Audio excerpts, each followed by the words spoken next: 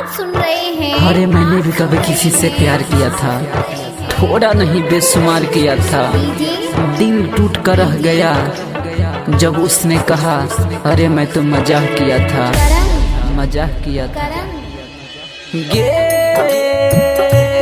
पगली गे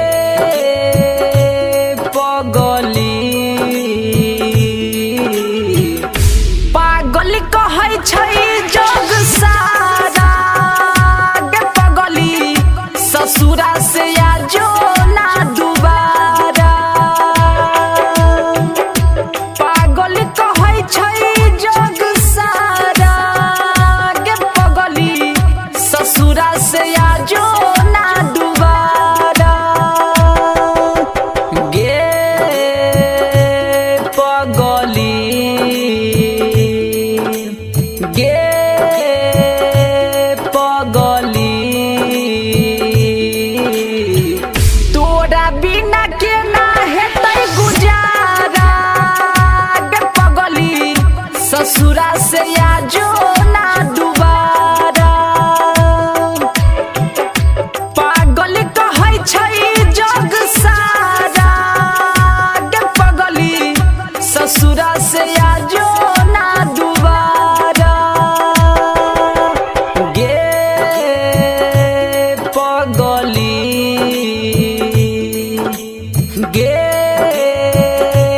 पगली डीजे डीजे डीजे डीजे करम करम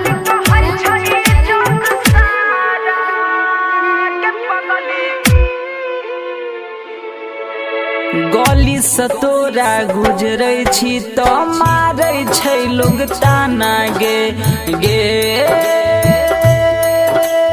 पगली गली से तोरा गुजरै छी तो मारै छै लोग ताना। गे जिंदगी जिए खातिर अब तो नहीं छै कोनो बहाना।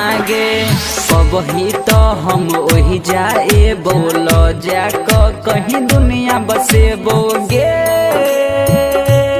पगली गे पगली बन जेबो हम ही सहारा। गे पगली ससुरा से आजो ना दुबारा। पागल कहै छौ जग सारा। गे पगली ससुरा से आजो ना दुबारा। डीजे डीजे डीजे करम करम करम करम सुंदरपुर सागाही नेपाल। करे के बहुत बहाना के लही, झूठे कसमे वादा के लही। गे